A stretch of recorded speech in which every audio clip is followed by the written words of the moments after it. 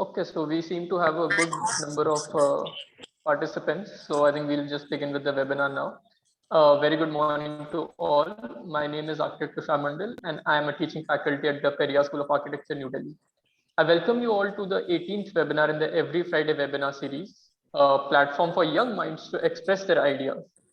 Today's webinar will be discussing borders and boundaries and will be presented by Architect Pravah Khandekar.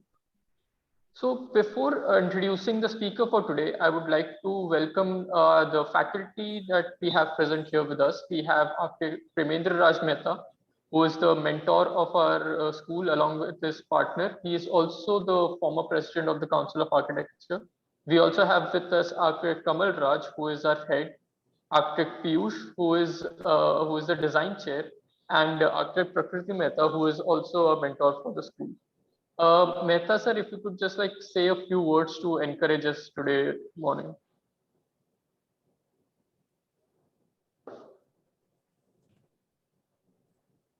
Okay. So, Prakriti ma'am, if you could, because I think Mehta sir is having a bit of like problem with the audio right now, so he might be speaking at towards the end of the like webinar. If you could just like say a few words for us.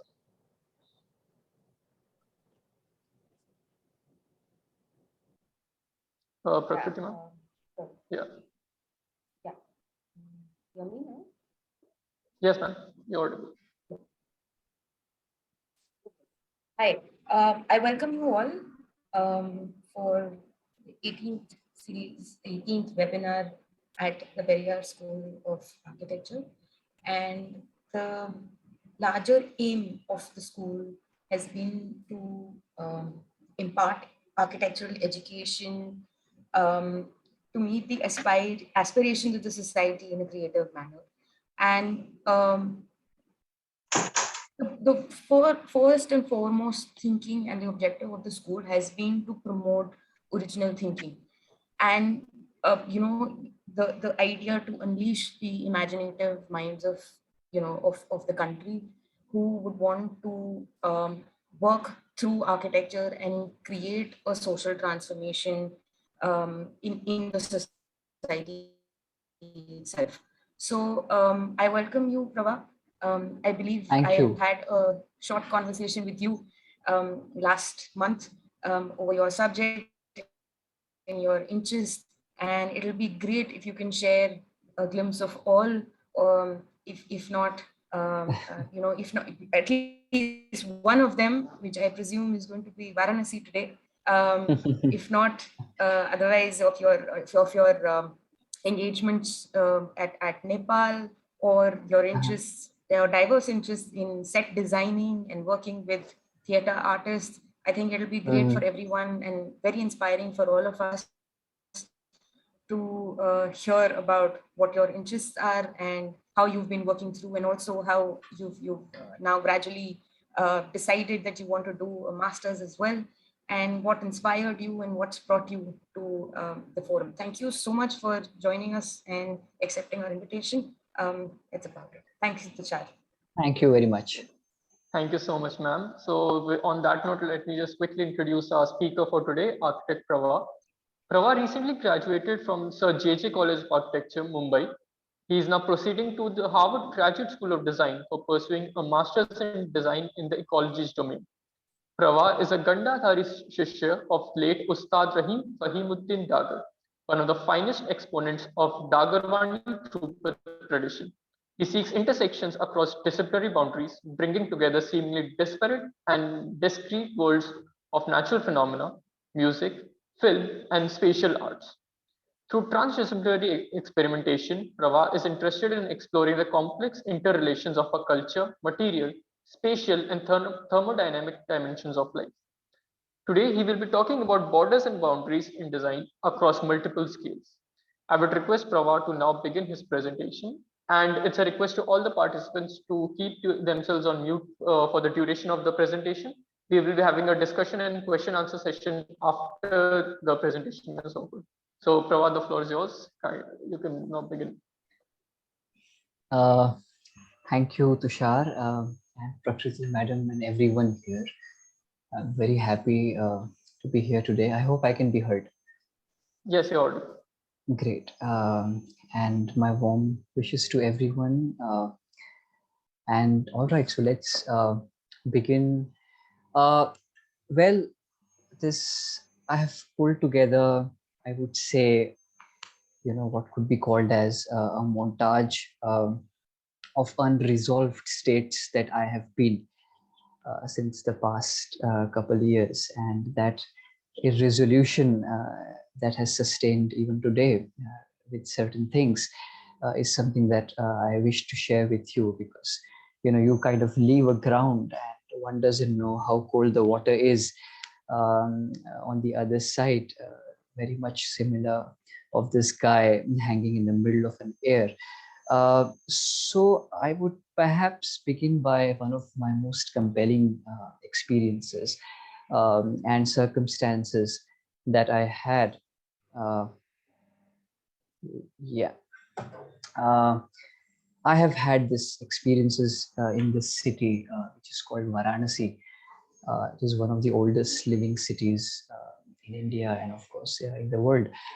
Uh, well, I do not need much uh, exaggeration here in order to explain the circumstance that I was a part of this deluge of humans, their objects, their identities, and their belief systems. We have been, being Indians, we have been a part of, you know, um, um, a stage of multiplicities in the country, and I would say that Varanasi is one of those stages where it hosts this multiplicities of belief systems and aspirations in a myriad ways, uh, especially when one looks at these photographs, which are essentially, manifestation of the bizarreness in which human mind can occupy space and time, and aspire to, possibly, exit the cycles of life and death and attain something called as a moksha. And this is another very, very dichotomous sight that I would like to share with you, wherein a cremation is held at Harishchandra Ghat in public. Uh, and I was a part of this cremation. No one asked me nothing. And there was a nice tourist cruise that rode in front of me, overlooking the cremation. And it just brought in several questions and several conflicts uh, that, that, that, that were unearthed all these while. And another instance when on the Manikarnika Ghat, the very famous cremation ghat, where the activity of cremation is completely a public one, wherein you could see an extremely grotesque yet a very, very disturbing yet a revelatory sight of a corpse dying. And the fact that I could shoot here with my camera without any uh, objections from the fellow community or the fellow landscape. So this in fact brings me to this question, which perhaps could be the departure for today's presentations, that where does the boundary between me and the other lie? uh, you know uh, I'm intrigued of where do I finish as a physical and an intellectual entity, and where does the other begin? So it is essentially a question of what we deal, in the discipline of architectural studies, wherein we deal with figure and ground. And it intrigues me that where does the figure end and where does the ground begin? So although my presentation is could be imagined as initiated as the idea of a boundary, but it doesn't seem so that it is a rigid boundary, but perhaps I would say an interface wherein there is, shall we say, a permeation of me into the other and the other into myself. And this kind of, perhaps puts all of us today in a dialogue which is based on a phenomenon which is based on the interface and the porosity of that interface. And this question led me to one of my most adventurous work, which ended up in a short film titled Semicolon. And it was a collaborative project with two other friends, Abhimanyu Vashisht and Eben Felix. It was shot in the past 2 years and post-produced. It was shot during the winters, and essentially, uh, you know, as an expression of all the questions that we had. And I would probably like to begin with perhaps the material way in which we explored the film. That interface had always been, one of our central conditions to explore. And what if I exit myself and enter Varanasi? You know, what could be that boundary that I shall we say, transgress in order to enter the other. And that pursuit led us to this, a material manifestation of an idea of a closed interior space, which had uh, something could be called as a leakage of the self into the other. So it had a door and a window where the self could actually move across its bounds and enter the outside, which was a relentless performance of Varanasi and its stage. So we produced, and most of the a production was held at IIT Kanpur, where we shot the film. We dealt with the script, we dealt with the screenplay, essentially an exploration of how the inside can be brought in touch with the outside. And this outside was in fact an immanence of, I would say, disorder, an immanence of entropy, wherein once the protagonist went out, he was in something which could be imagined as a public space, as we call it as architects. And at this juncture, I would quickly perhaps play a small 60-second video. Just have a look and sense it.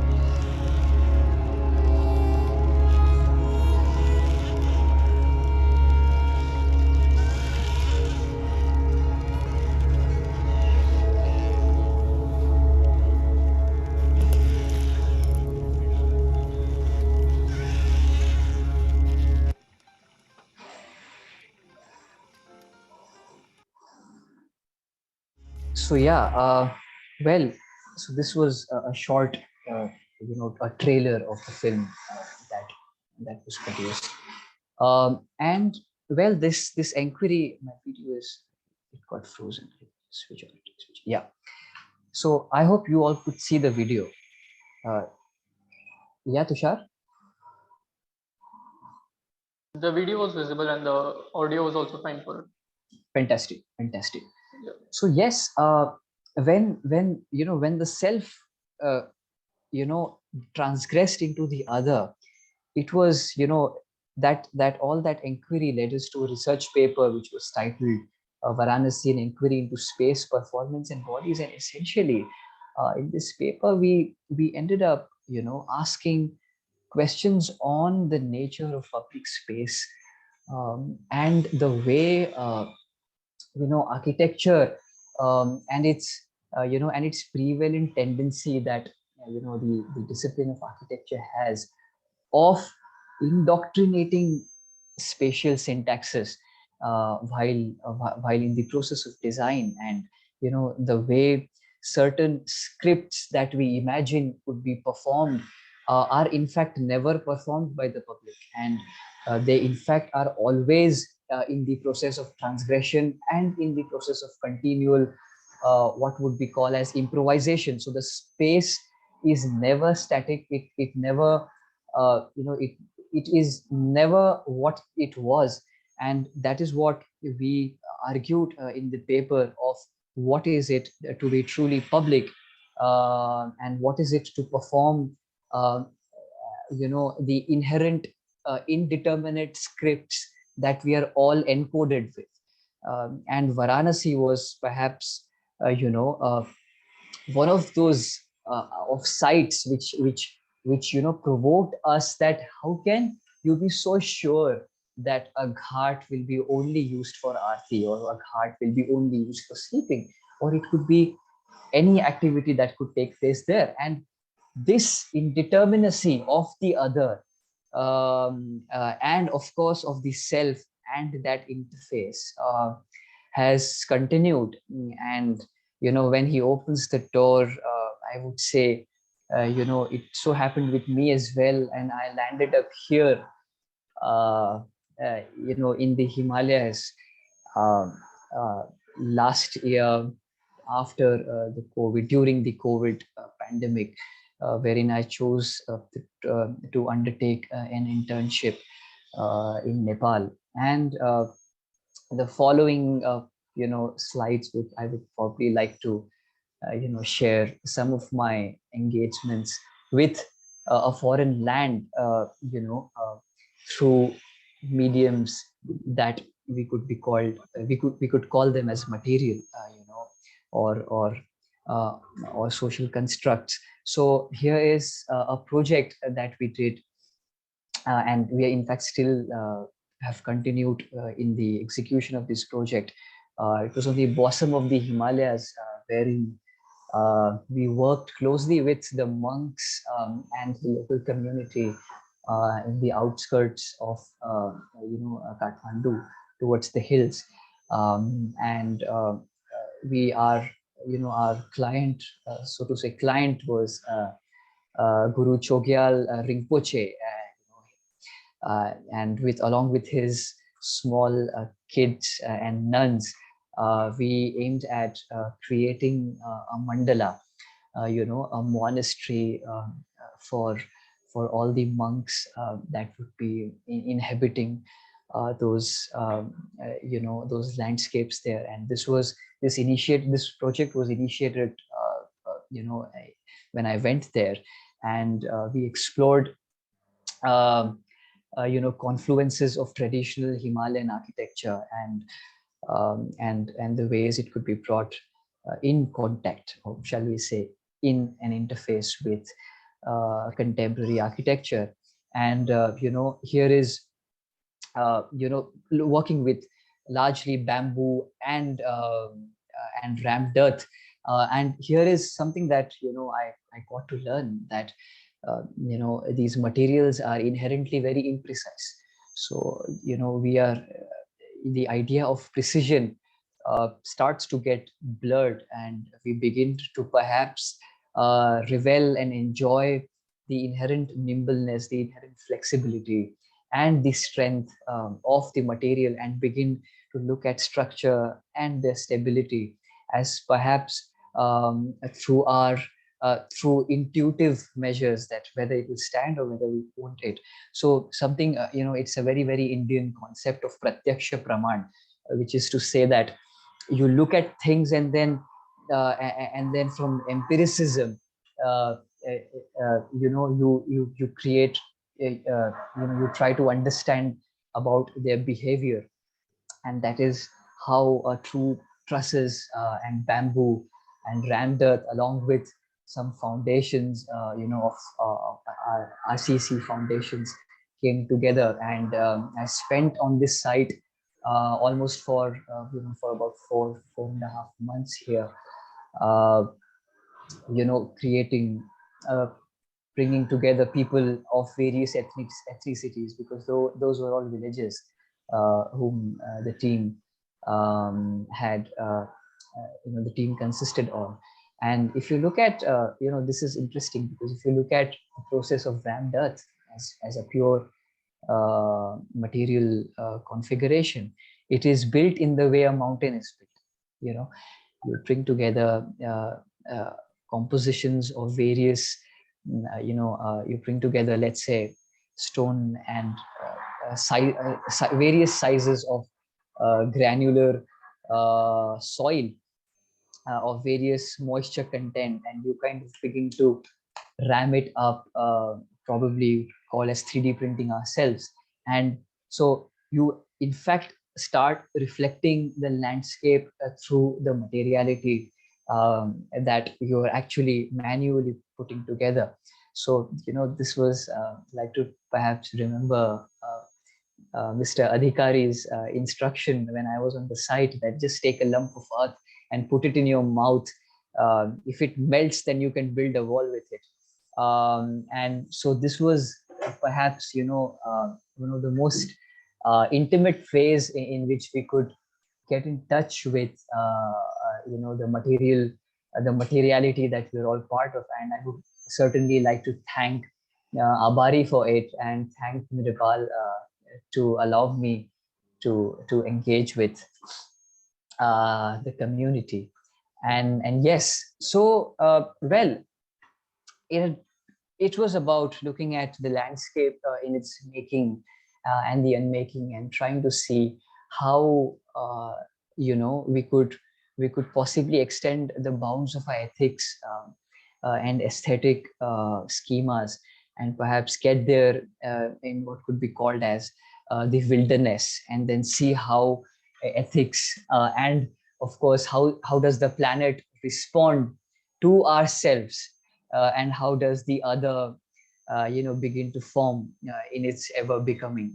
And this was interesting when we built our own toilet, and that is when you really know to what extent it is important to make a toilet. And of course, this photograph, his name is Mithu. And Mr. Mithu, he is from his origins a shaman, and he was a cook for all of us. And I would like to thank him at this moment. And this perhaps photograph takes me to the next idea, wherein we would like to talk about something called as a dialectic. And a dialectic always brings us in a tension, and the tension is between what we consider ourselves and what the world thinks we are, and how does that interaction takes place, and how do we how are we perpetually in a condition of this in-betweenness, where a foreign object like a Fujifilm camera that we had interacts with an old guy from the hills of Himalayas, and how does he interact with a foreign object. So there is an inherent continual dialectical system that goes, and this dialectic, this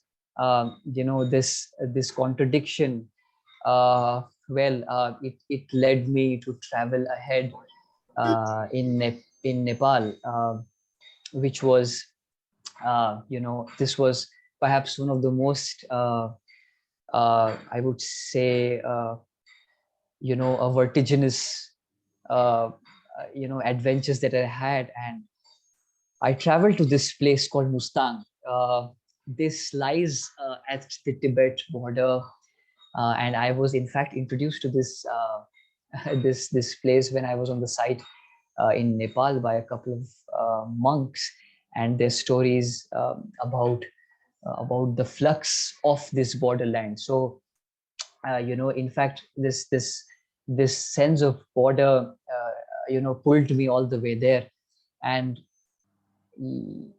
let me just, yeah, so this was a place, it's one of the remotest places in South Asia. And what existed and what made it important was an ancient trade route, wherein the Tibetans from Tibet, they used to carry mountain salt with them.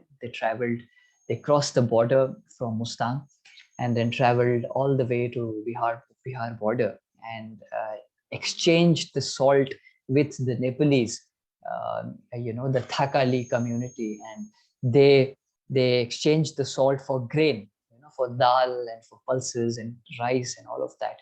And the Nepalese traveled all the way to Tibet from that. So Mustang is perhaps what you could imagine as that box in the Varanasi film. And I happen to, uh, kind of travel there in the monsoons, wherein there are no roads along this majestic gorge. It is the world's largest gorge, called the Kali Gandaki Gorge, and the Kali Gandaki is the river, along which the Tibetans traveled. And this is how uh, I was pulled to the Himalayas here, and finally reaching these arid uh, Tibetan plateau,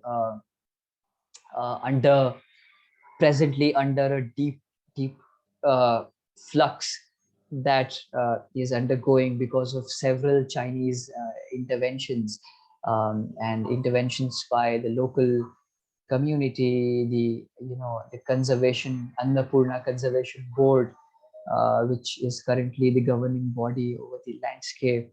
And I would say that the interface that it forms with the Tibet has been under constant change, and this formed the foundations of my thesis topic, uh, uh, in the final year, which was about the trans-Himalayan borderlands. It was under the guidance of Professor Pustansi Darvi.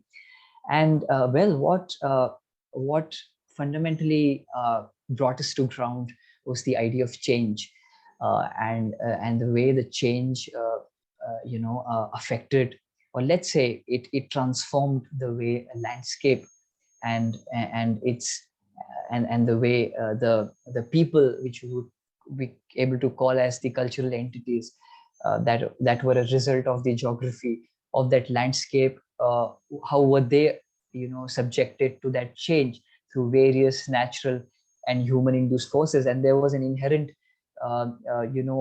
notion of time, which was the fundamental nature of observing a dialectical system as time passes, and see how and where does it lead, and what trajectories does it encounter.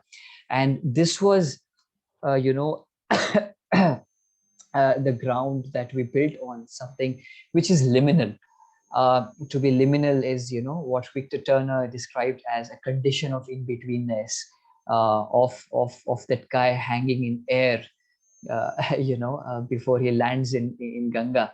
So I think that we have been living it since the past, and I've been uh, fortunate to be coming in contact with people who have in fact brought me in this condition of liminality. And yes, this we I was there for almost a month, and at the end I was deported from that region. And we analyzed several uh, you know uh, uh, transforming forces, for example, the increase in tourism, the way the local community looks at their tradition, the way the Chinese are now slowly trying to build a port on the trans-border, a trans-border port for exchange, where the trucks, you can see trucks coming with cement, coming in with Chinese goods, and entering this land and slowly trying to perhaps I would say fuel the dialectic that the region has. And the first guy who entered, who was given the chance to enter Mustang ever was in 1967. Before that, no one entered Mustang, and it was opened in 1990s for tourists. So he was the only guy, who has contributed to the canon, of the literature of this region. And he wrote that Mustang is modern to, it is immune, shall we say, to modern thing. However, now it's full of contradictions, as we wrote in our literature. And this is a tabletop of a local guy in Mustang. You could see how hybridity uh, and and heterogeneous nature of this borderland, um, it perhaps prevails the current conditions. So we asked that what is the shape of Mustang, and how can, at the end, of course, in the literature, we asked that how can architecture, how can the agency of design, and how can the act of building uh, can possibly react to this flux of the borderland. And we uh, we brought in, there is this condition of metastability. A metastable condition is defined as a condition wherein a slightest perturbation to the system can bring in several changes. So it is at that tip wherein uh, things might just go bizarre. And this project is perhaps, it positions itself at that metastable condition, and then getting into a true materiality, we began to return to the idea of self and other, and perhaps the idea of the figure in ground, wherein a stable circle, which is revered in the Tibetan traditions in the form of mandala, begins to get subjected to metastability, and tries to kind of fragment itself into quasi stable, quasi unstable conditions. And now we bring together a performance of monks, of local community, animals, and all of the ones who are essentially creating and making the landscape of Bustang. And through this region, through this project that was conceived along that salt route as a public space, which could bring together and perhaps, I would say, live the tension of the borderland in its liminal condition. And at this juncture, I would like to perhaps surface the idea of rhizome. What Gilles Deleuze wrote in his work in the thousand, this thing. There's a book in which he writes on this condition of a rhizome, that it is unlike a tree that delves deeper and finds its roots in centrality, whereas a rhizome is not like that. A rhizome spreads literally across grounds, and continuously and continually reimagines itself, and becomes in the continuous transition. So we dealt with a series of baffles that purely responded to the climate of that region being very arid. And we created a sort of uh, a heterogeneous montage of courtyards and and open and closed spaces, a togetherness of chabutras, and closed spaces wherein, and semi-open spaces, of course, wherein people could just make this space. um, they could make it their own. They could live here and probably just head onto the Tibet border. So our user groups were vast, including the monks, uh, the local community, the administrative body, and we created the stage for them, so that that dialectic, because what is happening, we found out of our ethnographic engagement in that region, that there is now, because of a certain hierarchy of forces that are building in the region, there is a certain hierarchy that is building, and there is a certain direction in which, you know uh, shall we say, forces are trying to script the region into a particular configuration and organization. But earlier it was not like that. It was fluid, it was porous, and it was of that nature of rhizome. So we want to return to something which was enjoyed, as a part of the salt route, wherein people could come together for melting pots, and then return to their origins. So this is how uh, the section evolved as perhaps something that we called as as an assemblage of fragments of time, because time was perhaps one of the critical dimensions of our project. Uh, um, yeah, and we certainly ask that, how can something which is architecture, inherently it believes in itself that it is permanent. It has that certain apparent faith in itself that it is what it is, and it will be what we intend, what we have intended for it to be. So we ask that, how can the permanence of our built environment and the temporality of the salt route, which was, I mean, the stability was based on movement in those times. So how can that come together?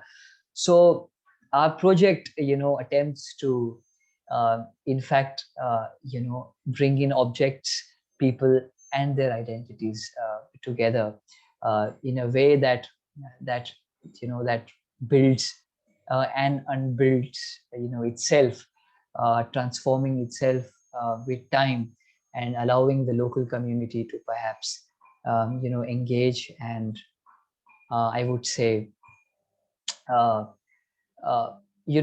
sustain in this flux. We are not saying that they would sustain in a particular way, but our intention is to provide them a stage for dialogue, like the stage that we have today for a dialogue.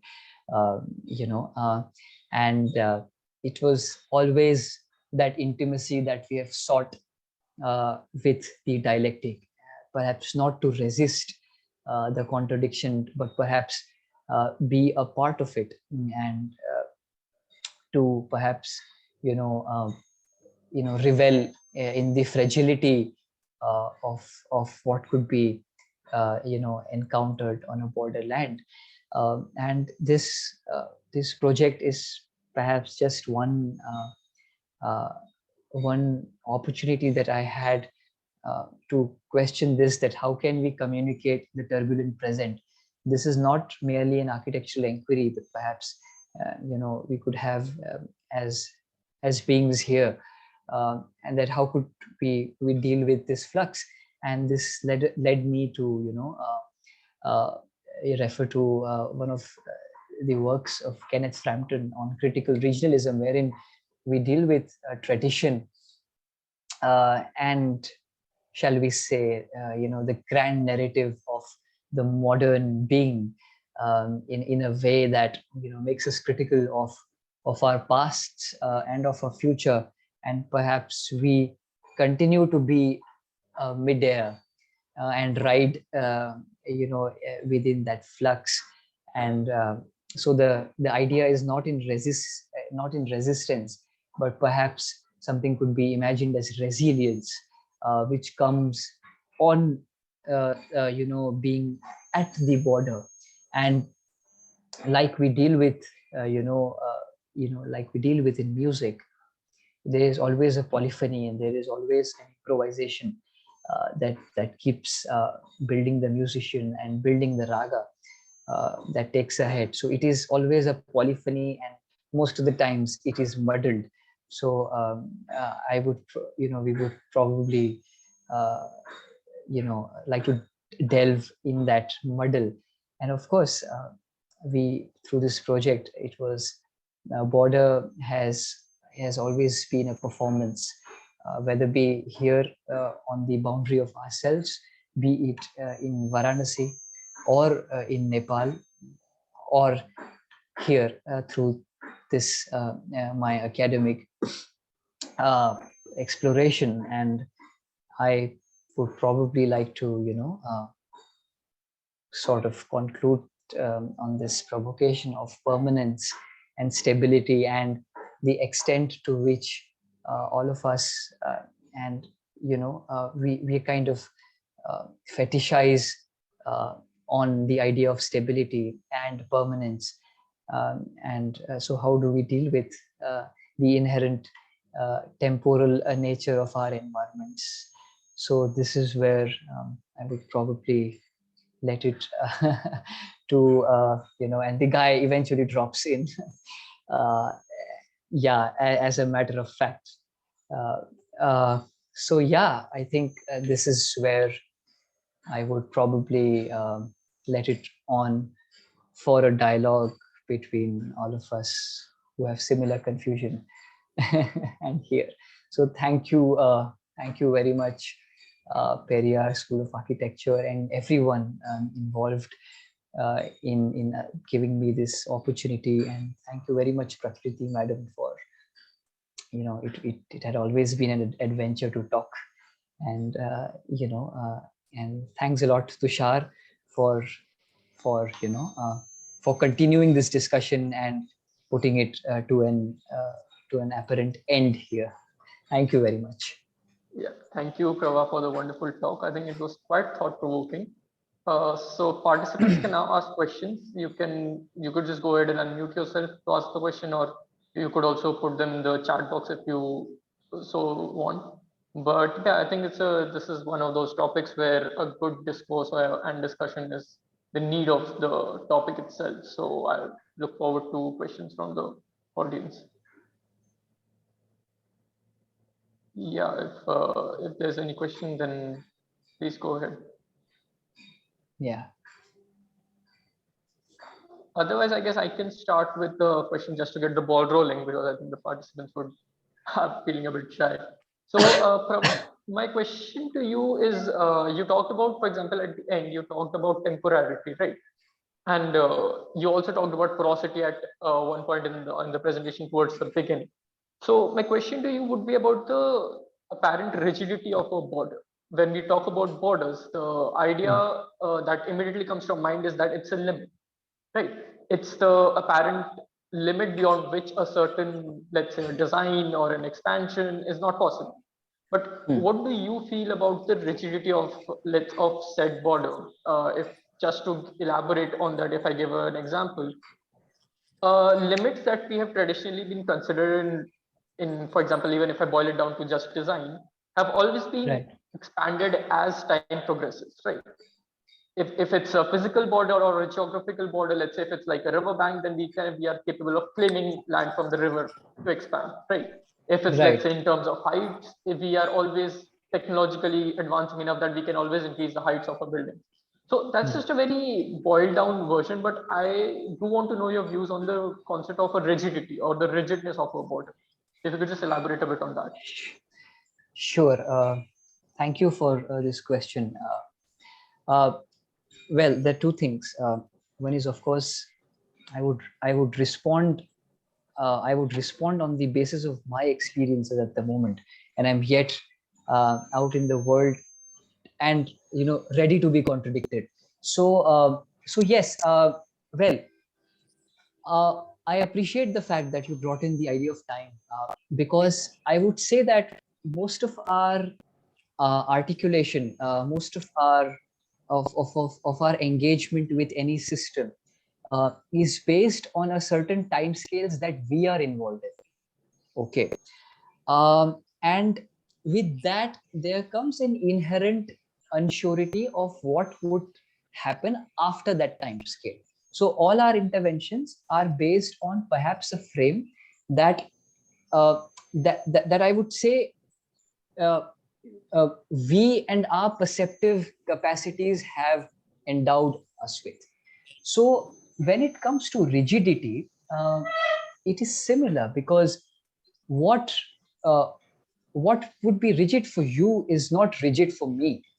And I would say that rigidity inherently is a dialectical is a discussion, because it it it has critical dependence on our schemas. It has critical dependence on our backgrounds, uh, and the way we look at the world.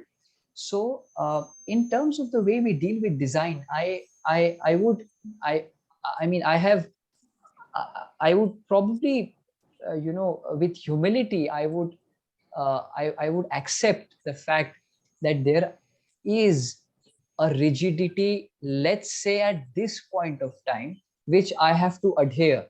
And I would probably enjoy adhering to that rigidity. But nevertheless, having said that, there is there is a prospect that on a boundary where the rigidity can be questioned. There could be that porosity can be brought in. And I'm not particularly saying here, or I'm not giving any particular heed to porosity or rigidity. I am not in favor of any of these concepts. But what I'm saying is rigidity to a large extent is apparent to what we perceive. There are realms in which we might get compelled with circumstances that completely shatter our existence. So what I do for myself, and is just to be probably open to conditions that I would encounter. Yeah. Thank you, Pravah. I Yeah. think Mehta sir has a few words to speak. So, sir, if you could just go ahead. Yeah, my compliments Sir, to Praha. Can you hear me, Tushar? Yes, we yes, sir, can it's hear you. audible. Yeah, my compliments to you, Prabha, for a very articulated presentation on your understanding of life and architecture evolving around it, keeping in view its surroundings of culture, nature, and trying to resolve conflicts at a pace at which every step of life is learned by a person. I think very, very interesting presentation. We would like to have more interactions with you, in-depth understanding of the dimensions which you have touched upon, and we look forward to your active participation in our future endeavors in developing this thought process which you have brought about. Thank you. Thank you very much, sir. It is an honor to be presenting in front of all of you and all the elderly cohort, that I have here. Thank you very much, and yes, thank you. Yeah. Thank you, sir. If there's any other participant who would want to ask or have a few words to say, I think Piyush sir is also here. So, sir, if you would like to speak a few words. Am I audible? Yes, are you audible? I'm audible. Okay. So first of all, my congratulations to you, Pravah. It was a wonderful presentation, and I must say that I was in a different world. So, you actually took us to different places, and especially to Varanasi and to this particular place. And, I was totally immersed in the landscape and what's going on around it. So, wonderful presentation and wonderfully put together. One of the point which you have said, and I think I truly believe in this, that no space is static. It's not space is not a static entity. So it's always flowing, it's always changing, right? And when we talk about humans, essentially, I mean, what is architecture all about? It's all about humans, if humans are there, that's how architecture is there. So they are interrelated to each other. So humans are always guided by their needs and their aspirations and a mix of both. So it's very dynamic. It can't be static that, you can say that the people in Nepal or people in Tibet, things like that, they behave like that. Correct. It's not like that. It's always changing. It's always changing. It's always evolving.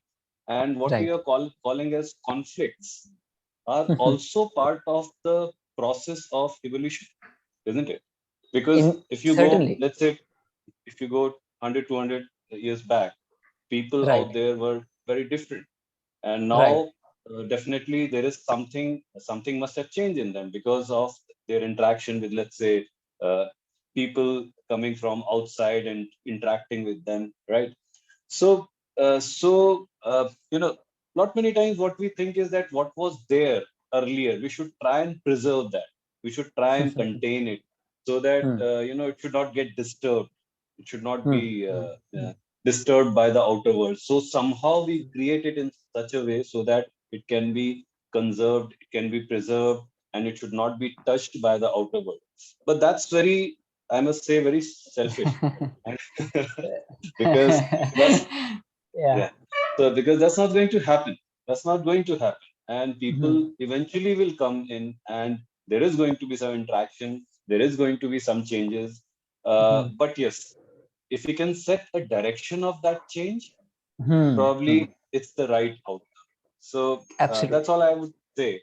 That instead of thinking it as a, if you try to design something, if you try to give a solution, mostly, I mean, this is what exactly happens in architecture. Mostly we Right. think of it as a static outcome. This is how it is. Correct. It should be. Correct. But Correct. instead of looking at that, we should be looking at as a dynamic growth pattern. Absolutely. Right? Absolutely. Yeah. Absolutely. So that's Yes. exactly my thought process is, and I think you Beautiful. must be having. Yes, But it is. It is right. Yeah, it is right, and on that ground that we are discussing. Certainly. yes, and in Okay, totality, definitely a wonderful yeah. presentation. Thank you very much. Thank you. Thank you, Thank you Piyush. so much, Thank you. sir. Thank you for your views. So if there's any other participant, then please go ahead and you can unmute yourself and ask, or just put in the chat box. Hello, good morning, everyone. So yes, Architect yes, if you from Meerut. just yes, Sumit, Hello. please go ahead. Yes, you're audible. Hello, Pravah. Wonderful presentation, and this is a very inquisitive idea, I would say, to talk of a transition. And when you talk about the gorge and the Mustang Valley, then I comes to my attention that you did tell in the presentation that there's a level of transition, and that transition generally is streamlined towards conventional infrastructural ideas, which are aimed towards capital gain. And as a designer, what is your opinion on how could this transition be made so that it does not fall into the hands or does not go directly towards organizational profit gain or capital? So Right. because it is definitely Yes. going to happen, as Piyush sir said. Yes. Yes. Some level of transition is inadvertent to happen, and that transition need to be guided by a designer or by someone who is intellectually sound to grade all the layers that are going to happen in the future. Right. So please Right. comment on. Yes, I agree, and thank you for resurfacing the idea that it so happened that one of those forces in a dialectical system, begins to rule, and then it doesn't remain a dialectic. It becomes a doctrine. It becomes a doctrine wherein things are told and things are expected to be followed. However, I agree to what you're saying, that as through, I mean, as designers and perhaps as artists of, or fundamentally, it is certainly one of our responsibilities. It is both our ethical and an aesthetical responsibility that we keep bringing provocations to the society. And these provocations, I would like to perhaps hear that, say that these provocations may not always be in the form of a revolt, right? Like in theater, when we do theater, there is an inherent, um, what grounds us is revolt. There is a vidroha ki bhavana that we say, and that is how the unearthing of the internal emotion takes place, and then the script is written. I would say design and art have several other ways to possibly bring these provocations, not only through revolt. It would they would engage, they would in fact, it would be nice to possibly be a part of that conflict. It would be nice to possibly engage and understand the opposite forces that are taking shape. And of course, again, I would probably like to bring the idea of a time scale. It would be, I mean, I would probably choose to have a larger understanding of the time scale rather than a local intervention. So, what would seem organization right now, maybe probably be, improvisatory in the larger sense, right? Or what would probably seem improvisation at the moment may actually be, maybe a part of a true stable, organizational force that is trying to bring in rule in our systems. So we have to in fact, it comes down to probably heightening our awarenesses as much as possible, that where what are these sites where as designers we can bring these provocations and probably erupt or disrupt, let's say, those conditions which can bring dialogue together.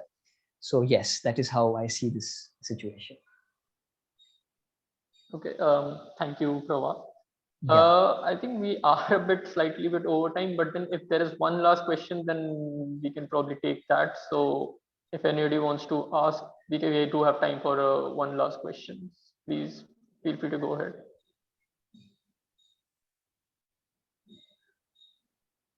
Is there anybody?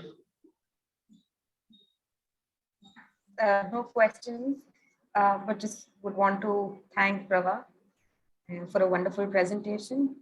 As much as it's interesting to converse with you, I think the presentation today, when I'm seeing it for the first time, is equally great. Thank you. Thank you. Thank you very much. Okay, thank you, Yes. ma'am.